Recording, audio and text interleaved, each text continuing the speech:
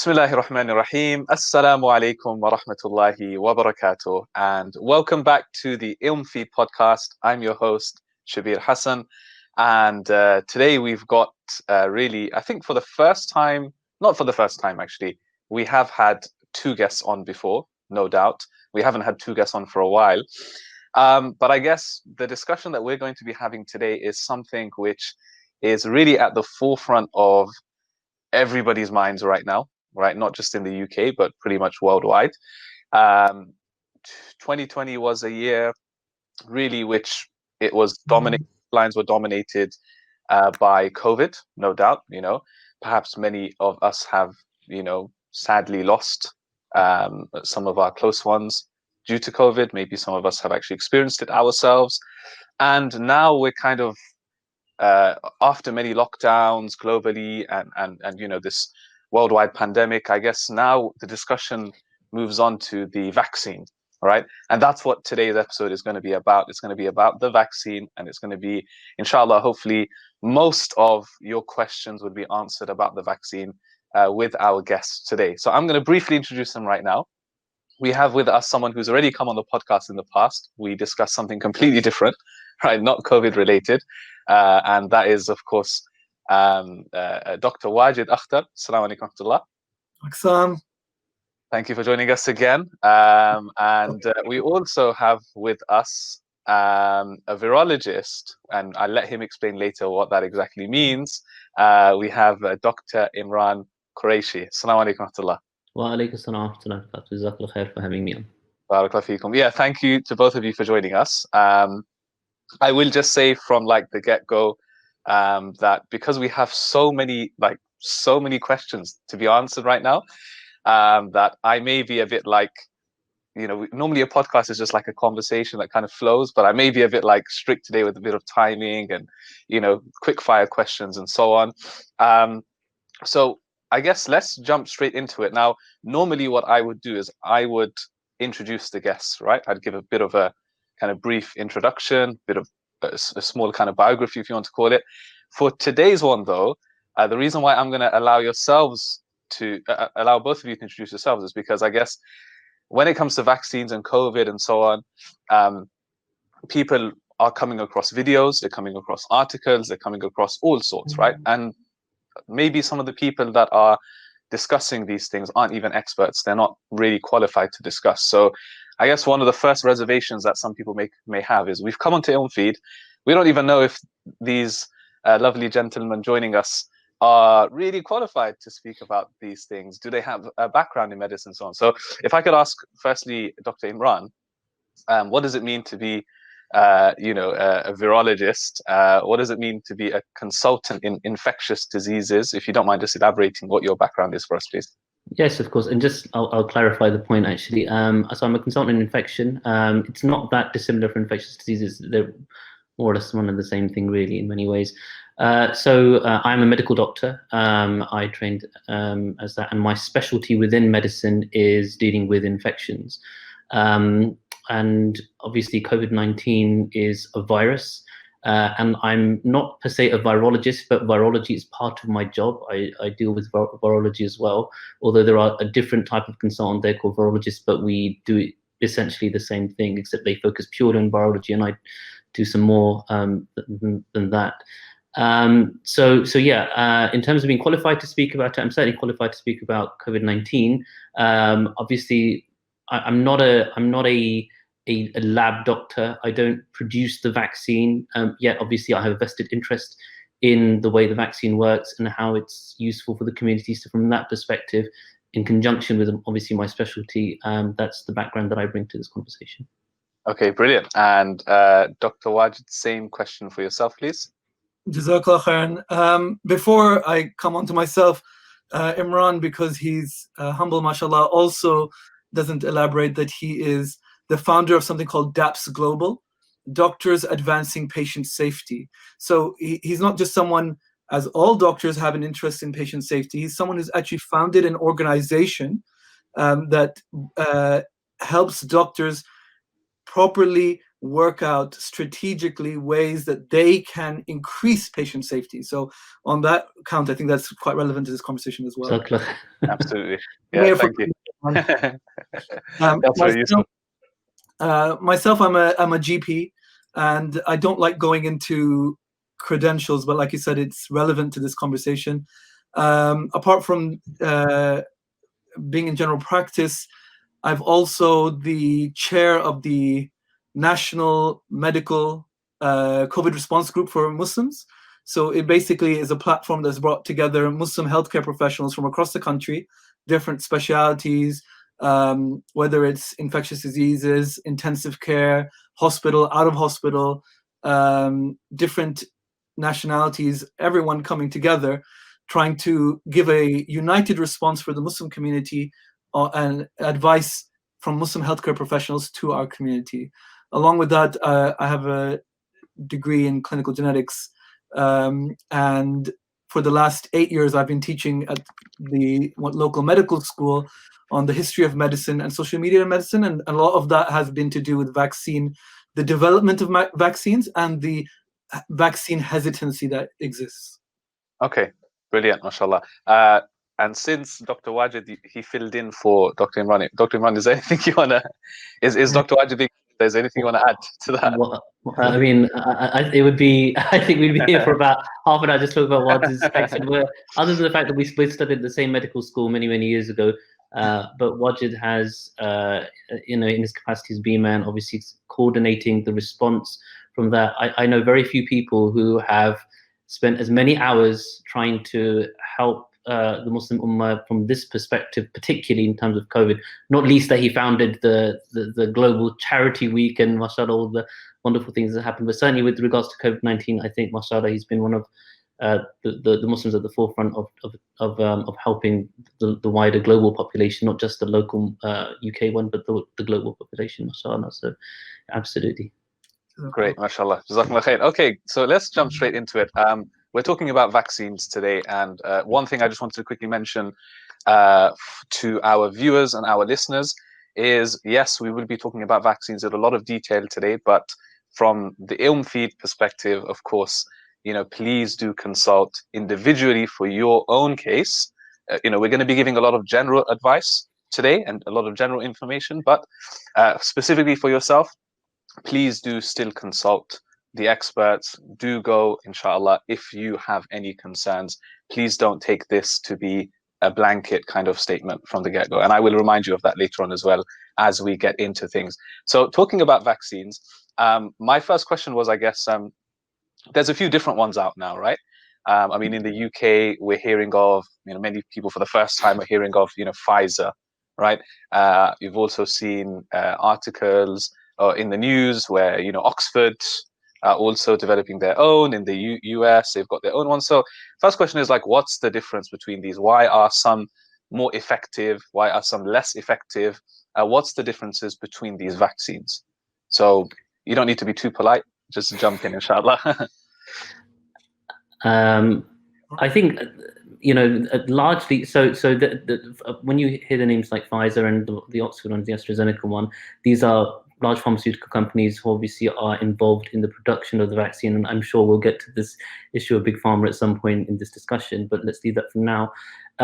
You have to understand that when COVID-19 really started becoming a pandemic, or even obviously before that, once we realized that it was going to spread very quickly, there literally was a race to produce a vaccine because of the potential the severe sort of mortality that associated with it, not least that we've had 70,000 deaths officially in the UK from COVID-19. So one thing that has happened this time, which is unlike any other sort of vaccine that we've seen before, is that there's been global cooperation in trying to produce vaccines very quickly. And lots of sharing of data, lots of sharing of information, which doesn't routinely happen because people like to keep the data to themselves so they can be at the forefront of technology. But this has been quite different in some ways. So in terms of the Pfizer vaccine, that's what we call an mRNA vaccine, and the Oxford one is based on what's called a chimpanzee adenovirus. So there are slightly different ways of producing a an antibody effect in people. So it's just a slightly different method of hopefully producing the same outcome. Okay. Is it true then that, usually to, usually to this entire process, let's just say, takes years, right?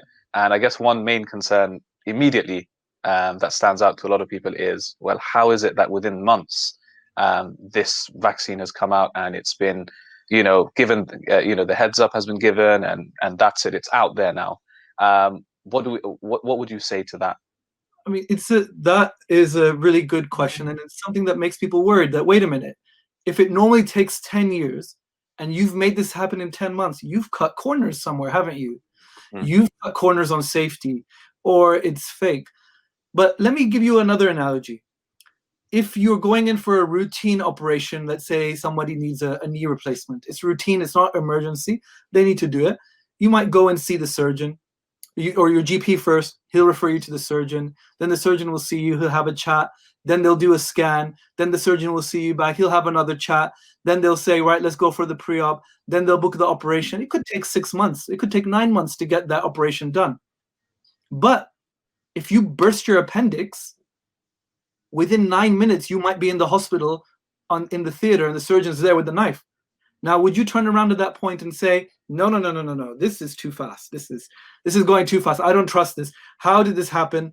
I would feel more comfortable if it took 9 months. No, because there's two different situations. One is an emergency. It's a life-threatening emergency. So you cut to the chase. You go right to the front of the queue, and you have people who are ready for their emergency. You have money thrown at it. Everything's channeled to get you, because it's a life and death matter. Whereas before, it might not have been as much of an emergency. There's less money, there's less people, there's less resources, there's more red tape. So what's happened in this 10 months is that the red tape has been cut out, the money has been thrown in, and it's been treated exactly like it is. It's been treated like an emergency, because literally every single day in this country alone, it's like 2 or 3 airplanes are falling out of the sky with people dying. So so people have got to work quickly. But I can understand why it's worrying, but that's the explanation, because they have cut down the red tape. They've thrown more resources at it. Absolutely. Okay. And if I could just add to that really quickly, and Wajid is exactly right. The level of bureaucracy to move the vaccines forward has decreased. But you have to remember that since we've been producing vaccines, technology has advanced at a massive rate. So now we can, within 10 days, I think, of the first case, we sequenced the genome for the virus. So that would have been impossible 10, 15 years ago. But now, because of new technology, we're able to do things much faster as well. Okay, in terms of that makes a lot of sense. But in terms of the actual process, surely there must have been a point where it would have had to have been tested on people, right? Before you just kind of like throw it out there into the public domain. So who would have been tested? Would it have been a mixture of adults, children, women who are pregnant, for example? What's the process behind it? Well, if we take the Oxford vaccine, so between April, so over a 7-month period, basically April of this year to November of this year, there were around 24,000 participants were enrolled in the vaccine trial, of which about 7,500 from the UK, about 4,000 were from South America. And they were basically enrolled in a trial. Either they were given the vaccine or they were given something slightly different as a control group. So, lots and lots of people, 24,000 people, whilst obviously, the world's population is much larger, but it's not a small amount of people that are involved in the trial. And the outcomes of that trial were very positive. So, we have tested, well, not we, the companies, who have been producing the vaccine have tested on humans and have demonstrated to be safe and largely efficacious.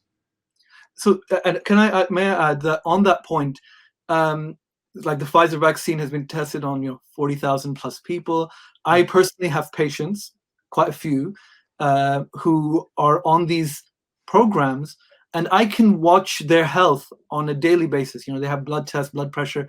I see these people, so you can monitor them, and the process has been has been pretty amazing. It's like when the outbreak of COVID was here, they had loads of participants here, but when it got worse in Brazil, suddenly, because of the way that the world works now, they were able to get people in Brazil hired, and they moved with the vaccine.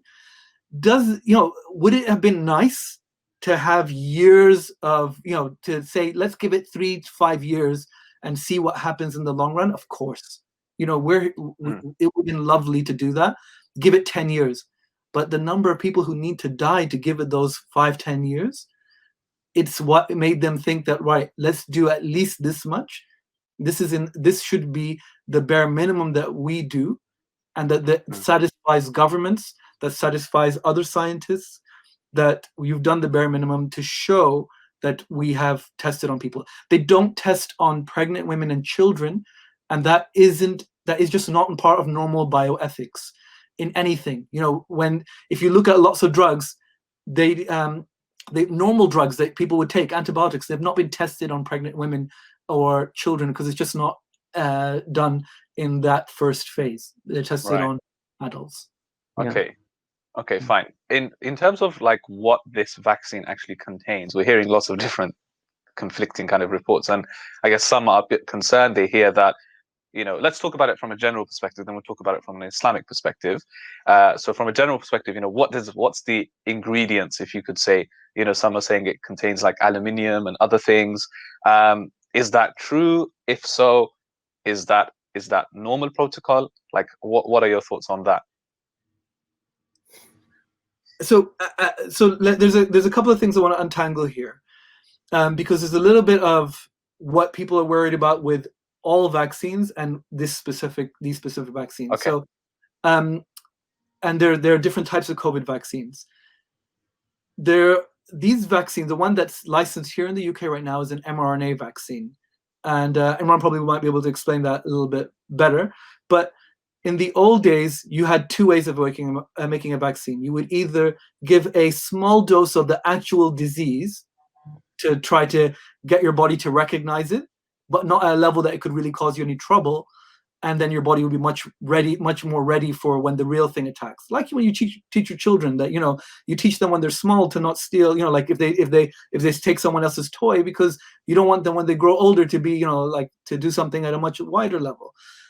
Or the other one was that you have a killed version of the vaccine. So you literally take the vaccine, you kill it, and then you introduce it to the person, and that person, again, still has that same recognition that I can see what that is, just like you might teach someone using an example of TV, right? So they're not actually experiencing the actual disease, the actual sin or whatever it is. When you say, look at that sin of stealing that you can see on TV, but you just introduce a dead version of there. The mRNA, this is like a new leap in science, where you don't do either of that. You just show a part of the surface. And Imran could probably explain a little bit better. Oh yeah, I mean, sorry, you were doing fine. What I was just saying. So it's a little piece of the genetic code essentially, which is inserted in the body. It's not actually it's the code of the virus. So it's not the actual virus. So Wajid was saying, so before we used to use either live or inactivated viruses or bacteria to inject into the person as part of the vaccine. That would produce an antibody response. So we'd get antibodies fighting the infection that we injected into somebody, and that's how we'd get immunity. But this is a completely different idea. So this is taking a small piece of genetic material. It's not actually putting the actual infection itself inside of you and allowing that piece of genetic code to produce the protein, which then we develop antibodies against. So you're not actually injecting somebody with the virus itself, which is very different to what we used to do before. Okay. Is that better then? Is that better and more effective? In many ways, it is better. Yeah, in many ways. I mean, certainly conceptually, it's much better because you're not actually injecting somebody with a pathogen, albeit that all of those vaccines have proven to be completely safe.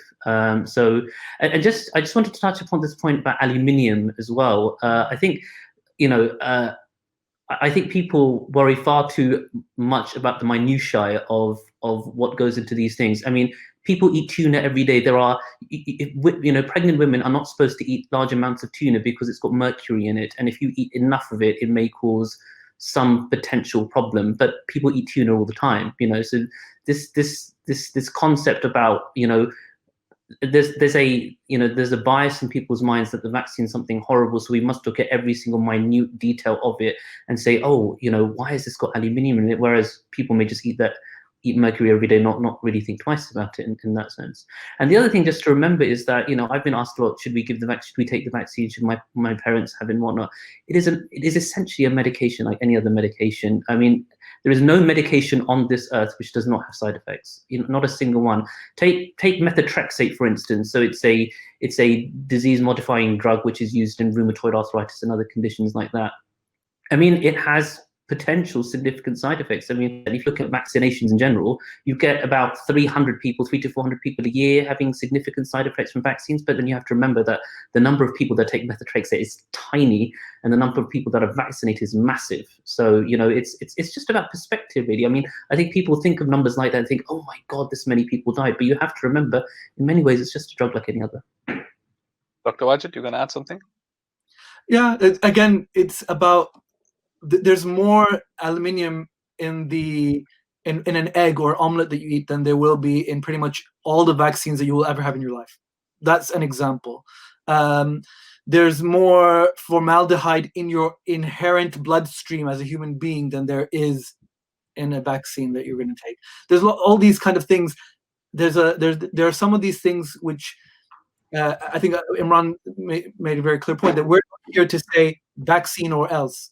This is a medication, up to you, but all we would like is make the decision. It's your decision, it's your body, it's your decision, but make the decision based on the right information, because if you're making the decision based on the wrong information, that could be harmful to you. From an Islamic perspective then, you know, there's certain vaccines or other medications out there which may contain things like pork and so on.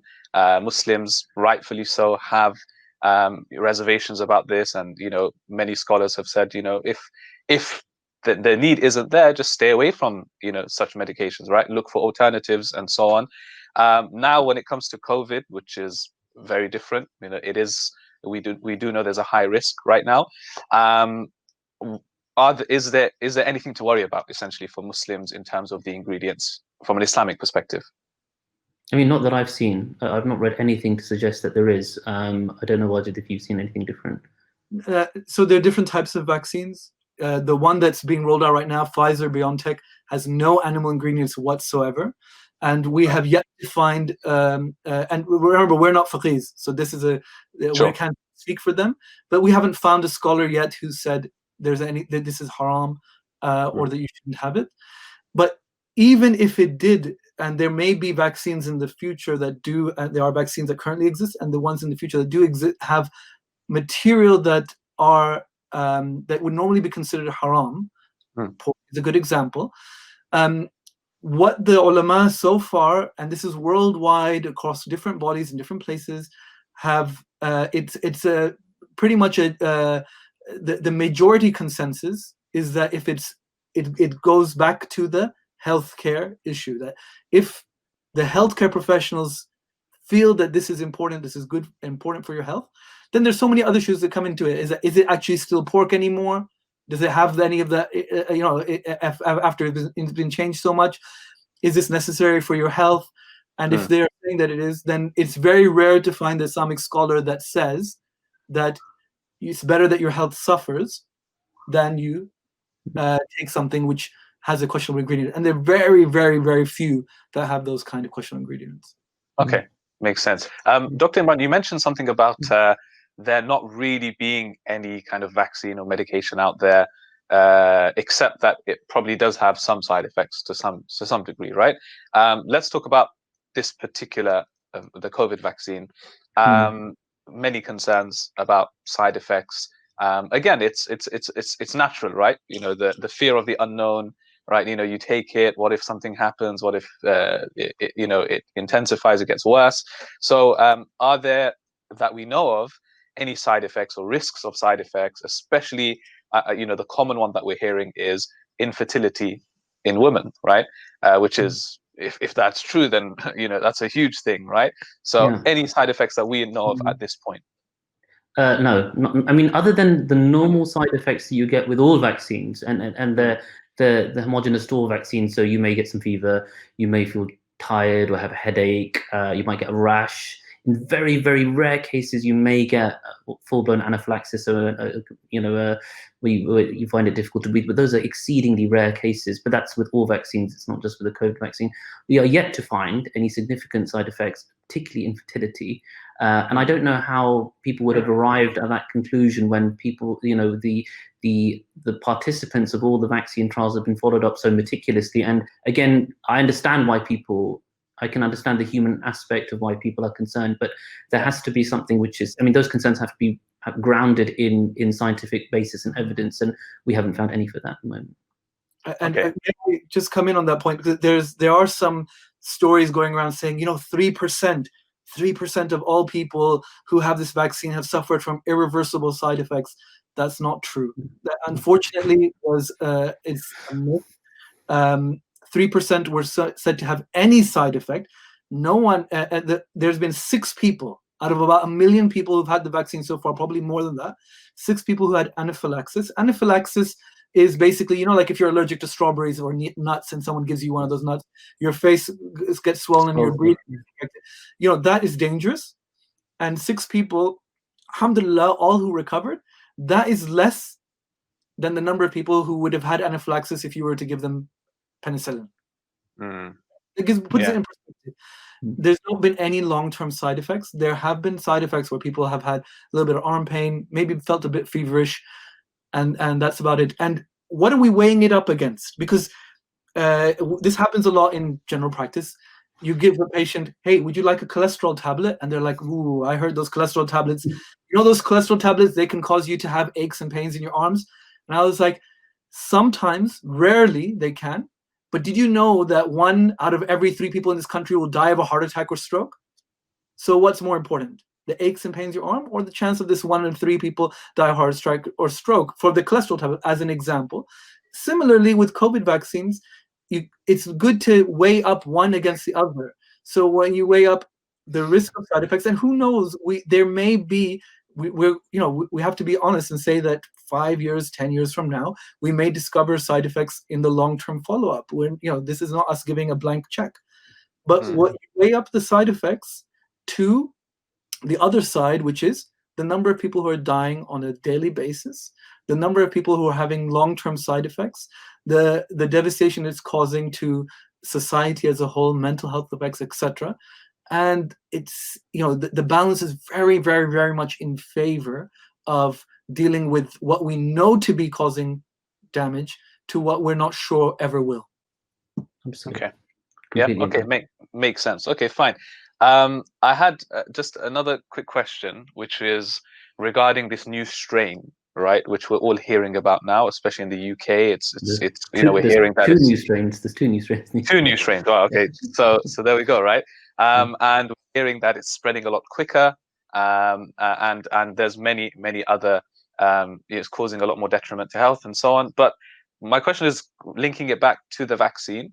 Let's just say someone was to take the vaccine, right? Or if not, right, even if they didn't, the question is, now with these new strains, does this render the current vaccines basically null and void?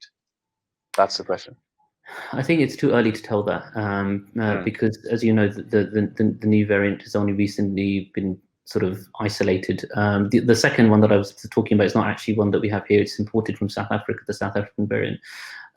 So it is far too early to tell whether that's the case. But I think it's useful to put this in the context of another common virus, which is influenza, so flu. And you'll know that many people have the influenza vaccine. Now, the reason that we have the influenza vaccine yearly is because some viruses undergo what we call antigenic drift and shift. They can change, essentially. Let's just put it that way. It's the easiest way to understand it.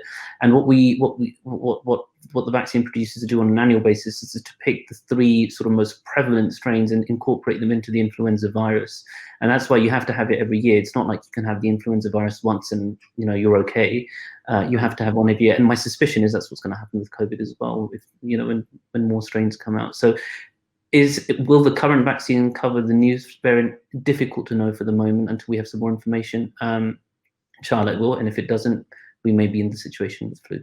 So what we're saying is that there could be a case potentially where even though we're sitting here discussing taking the vaccine in the first place, if I decide tomorrow I am going to take the vaccine, it could be down the line with new strains, I may have to take another vaccine separate to the one I've already taken.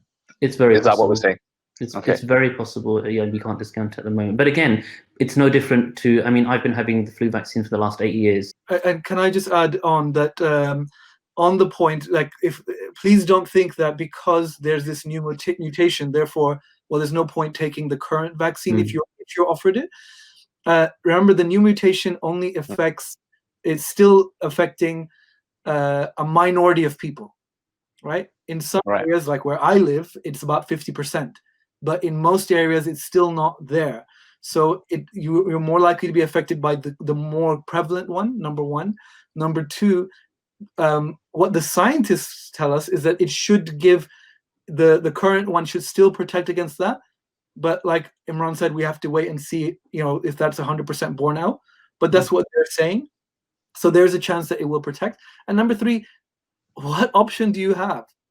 Like, unless you have a different option available, then surely the option that protects you, even if it protects you against one of the three strains, is better than not being protected against any of the other three. I mean, I think just to give some, and I think completely agree with what I just said, and just to give some more context, I mean, if you look at the number of deaths that we've had from COVID, which is 70,000 people odd, and obviously I think it's much more than that, it's about 20,000 on top of that probably at least. And you look at, let's go back to 2018 when we had influenza, deaths from influenza was around 22 or 23,000, I think it was off the top of my head. I mean, that is vastly lower than COVID. And again, we're not faqirs, but very simple principles within the deen about taking all precautions that you can. And especially when, I'll be honest, I get daily messages, WhatsApp calls, phone calls from friends saying, can you check on my uncle? Can you check on my dad? Can you check on my cousin? Because they're in hospital at the moment. 30-year-olds, 50-year-olds, 60-year-olds. Beyond that, I don't see, people above that don't seem to do that well at all anyway. So it is people just say it's bad flu. It's not just bad flu. It's a completely different virus. It's not the same type of virus anyway. They're two different types of virus, and it is much worse than flu. And take it from myself and Wajid, who, on the front line, we see this all the time. It has a devastating impact. So any precautions that we can take, we should be taking them, absolutely. But a lot of people I'm hearing are saying, there's practically, yes, of course, there are those who are high risk, there are those who are elderly, but generally speaking, there's like a 96, 97%, recovery rate from COVID. And, maybe the best way of essentially immunization is just to catch it, recover, and that way you don't even need to take a vaccine really in the first place. Like, what's the need to even take the vaccine? You don't. We know already that you don't get persisting antibody with normal infection. So it's the same with flu. If you get the flu, you'll get antibody for a short period of time, and then it will disappear essentially to that.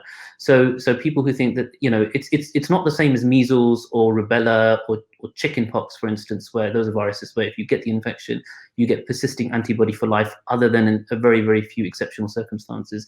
But with this infection, we know that you don't get persistence of protection. So the vaccine has become a must, really, in my opinion. Sorry, just in my opinion, it's become must for protection because we don't have lasting antibody. I've just had COVID about 3 weeks ago, and I'm waiting for maybe a month and a half before I get mine, so I can lengthen my total quote unquote immunity to COVID, because I've already got a little bit at the moment, and we know it roughly lasts for about 60 days odd.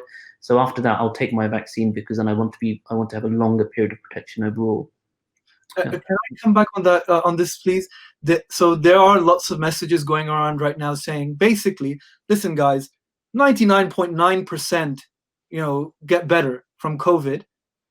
Only the sick, the really sick, the really old are dying, and there's like the vaccine which has all these potential side effects with 3%, whatever. Wallah al-Azim, I mean, people have to think before they say these statements. Number one, that whatever 0.1%, you know what that translates to?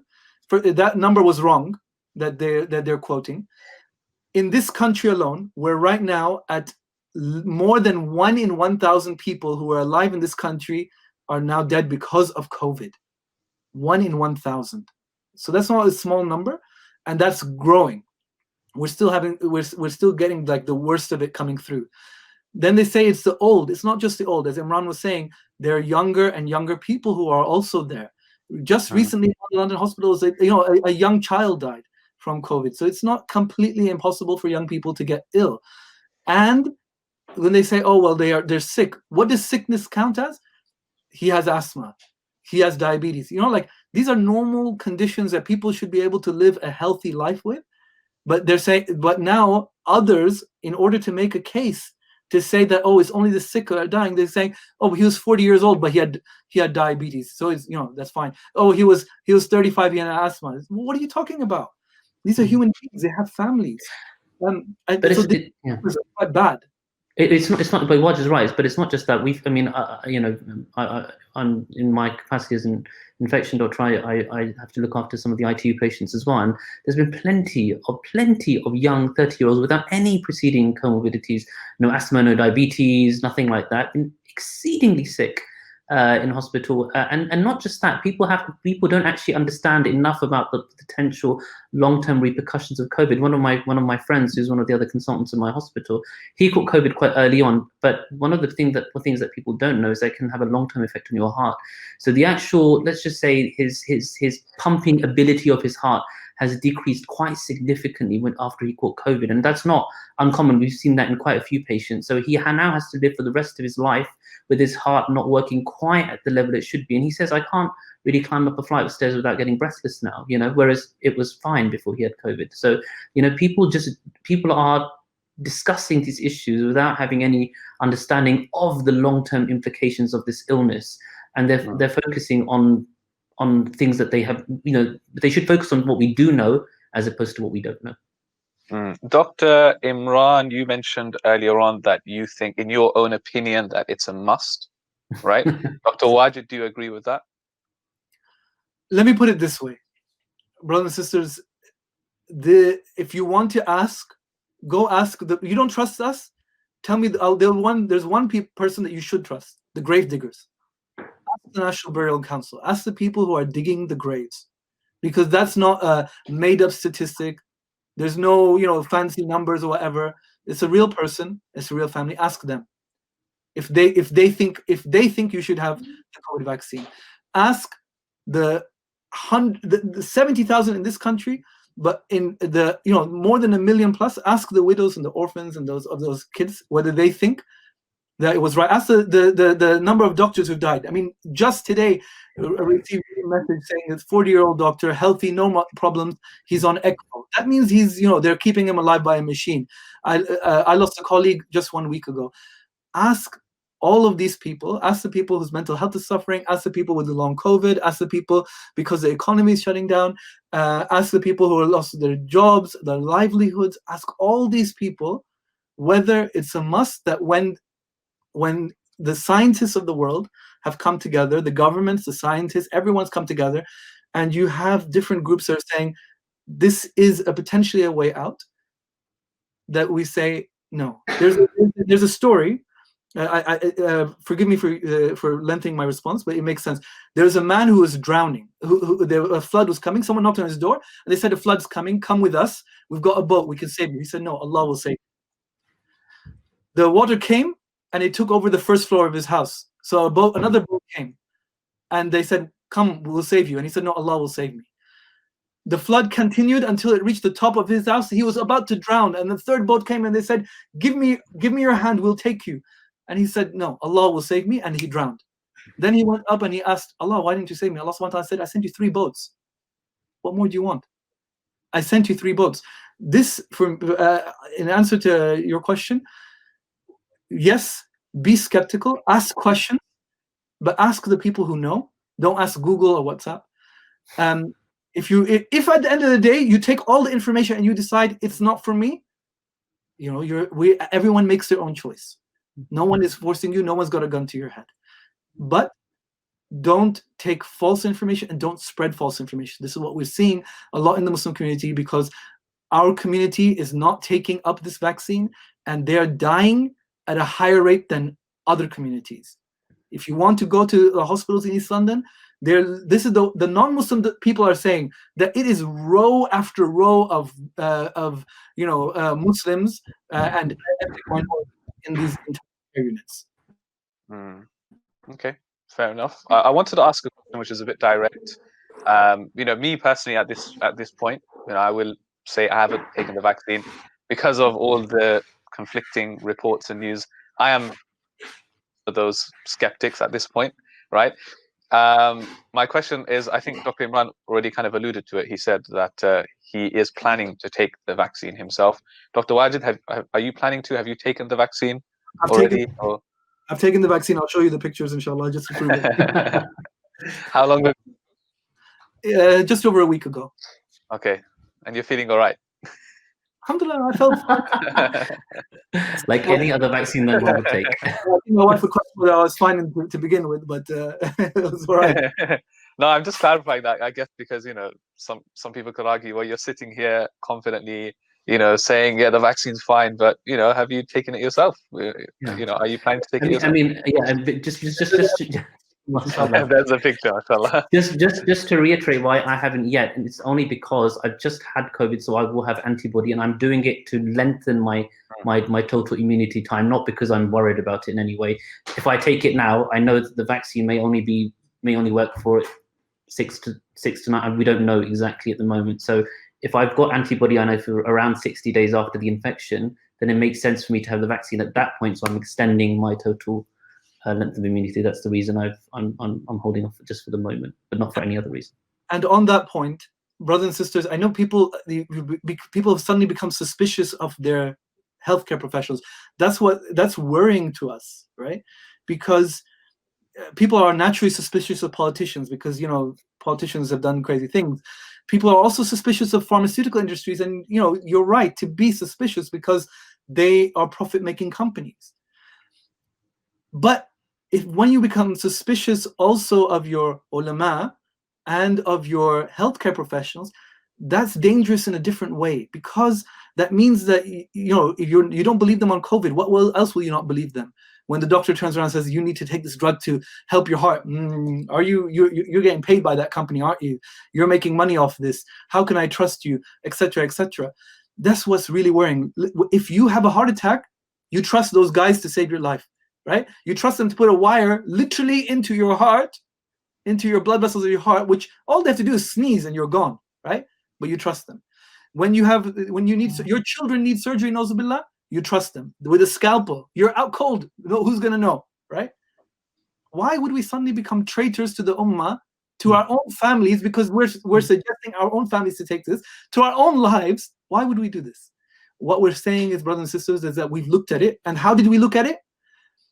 As the British Islamic Medical Association, what we did is we sat down with infectious disease specialists, virologists, people who are developing vaccines, who are competing with the ones which have been approved. So they actually have an interest in saying, don't take that vaccine because their company will get more money. People, bioethicists, Islamic ethicists, intensive care, all of these people. We came to a conclusion, and a unanimous decision from all of them was, we would take it and we would recommend our community to take it. Recommend is a key word, as you said at the beginning. This is not, anyone saying that, you must take or else. We would really recommend, because we are part of your community. We are human beings like yourself. We are Muslims like you, and we want the best for our community, inshallah.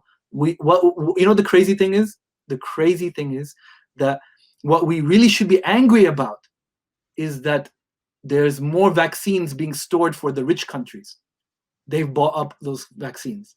That's what we should be arguing about. We should be saying, why do you guys have all the vaccines? We should be giving the vaccines to the poor countries. But instead, what's happening is we're saying we don't want the vaccine. Okay. I think up until this point, we've covered, quite extensively about the vaccines. There are a few last kind of things that I did want to ask about the vaccine itself. There's lots of crazy, I say crazy, to the people who believe in it and who are saying it. They don't believe it's crazy. So I guess we have to be fair, right? But you call it a conspiracy theory, call it what you want. There's a lot of them out there. We've touched on a few already. There's people out there that are saying this is a tool that the government are using. They're going to control you. They're going to chip you essentially, right? And stay away from the vaccine because of this. I kind of know what your answers are going to be right now, but please, if you don't mind, just shedding some light on this. Sorry, I didn't actually catch the very last bit because my video just sort of paused for a second. What was the very last thing? Sorry. Just basically, what are your thoughts on that statement about the government are using this as a tool to chip you or control you using this vaccine? I mean, it would be the grossest contravention of our profession to do that. Really, we can't operate on somebody unless we take consent from them. We can't give certain medications unless we take consent from them. I mean, it would be grievous bodily harm at the very least if the government were putting microchips and processes through the vaccine. I mean, it is completely. It is I'm sorry, but it is a ridiculous conspiracy theory. I mean, I've never heard of anything quite. I mean, other than the 5G issue, I've never heard of anything quite so ludicrous in my life. But where did this come from, right? It comes from that people don't trust certain people, and that's understandable. Like, that part of that is understandable. It's like, look, you guys messed up so badly on X, Y, Z. You lied about A, B, C. Now you're telling me to trust the vaccine, and what we're telling you is that, what about the healthcare professionals? Did we lie to you? Did we, where your doctors are, we're the ones we're from the community and we're looking after you. It doesn't make sense that Muslim and non-Muslim healthcare professionals, Islamic scholars, and pharmaceutical industry and big government we're all on the same page. We're actually competing interests. So it's not, it's in the interest of China, for example, to find a problem with the Pfizer vaccine, because if they can do that, then it advances their agenda. But on that point, all we would say is that, look, if the government wants to track you, they have different and other ways of doing it. Yeah. And unfortunately, the vaccine isn't, to say that it is a method of control, they would have just enforced it. They would have just said you have to take. Why would they even give you an option? What about DNA then? That's the other thing. Does this vaccine end up changing DNA? Do we have any evidence for this? Let's just keep the answer brief. The answer is no. It physically can't. The mRNA cannot even get into the nucleus for the DNA. Okay, that's a nice straightforward answer. Do you think at some point this vaccine will become mandatory, or do you think there will be cases where it is mandatory? For example, like traveling abroad. Yeah, so some countries do have a policy of mandatory vaccination for in children, for instance, in the United States, as an example. As far as our country is concerned, our country doesn't take that policy on many things at all. If anything, I can't think of anything off the top of my head, other than lockdown or tiered systems, which have become mandatory, even though people break that all the time. But I can't see the vaccine, certainly in this country, being mandatory at any point. But will there be potential repercussions for going to restaurants, social venues, gyms, traveling? Almost, I suspect there will be. Yeah, almost certainly. At some point. Yeah, I guess it's just it makes sense. I can't see it happening as a general kind of rule. Everybody must take the vaccine.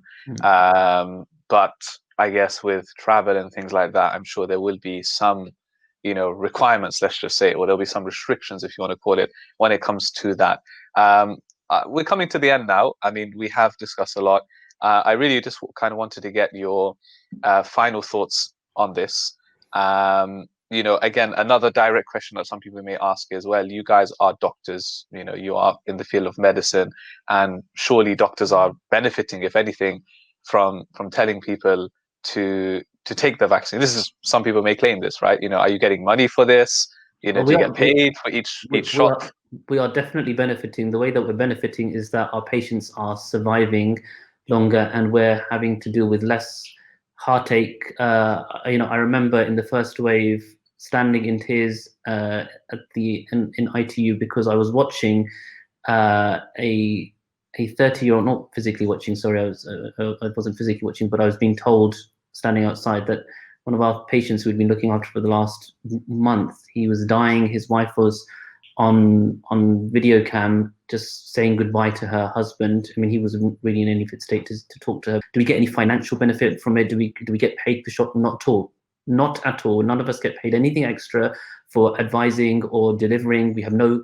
I personally do not have, and I'm 100% sure Wajid doesn't have any personal connections to any pharmaceutical companies. We don't make a single penny from sitting here advocating usage of the vaccine. So yeah, we do benefit from the perspective of our patients. We don't benefit from financial remuneration anyway. There is one caveat, because with lots of these myths, they always have a little bit of truth. So they say, GPs, they get paid £12.50 per shot, and that's true.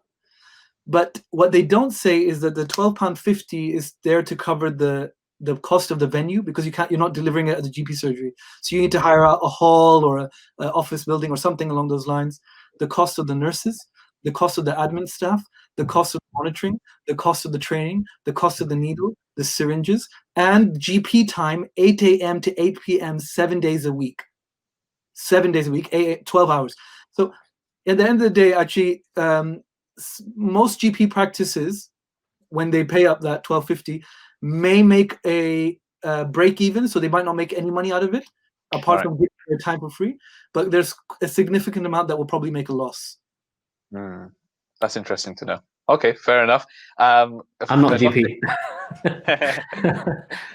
Dr. Imran, your final thoughts as we wrap up on the vaccine.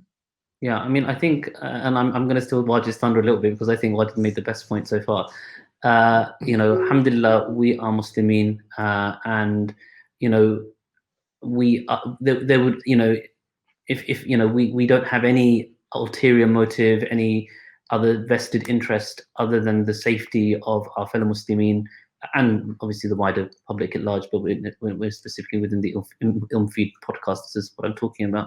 So in every other situation, Wajid is right. You give us your trust. We look after you in every other single way, and we would not be advocating this. I would not be advocating this to my parents, to the parents of my friends, if I didn't feel that the safety was acceptable and that the maslaha was greater than the mafsada, if that's the best way to put it.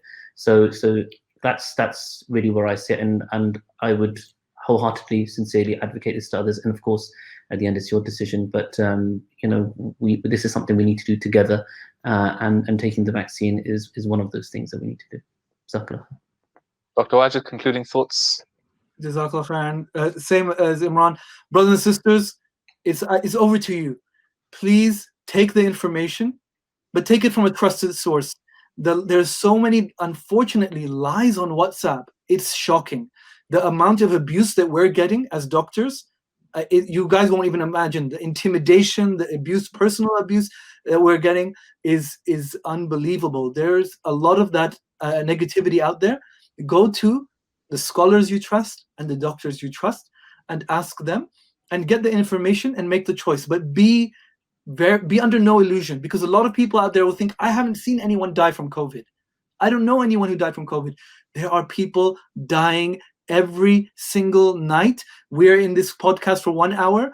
Approximately, approximately 50, 60 people probably died when this time, anywhere across the world. Like this is a pandemic, and the lockdowns have reduced the number of people dying.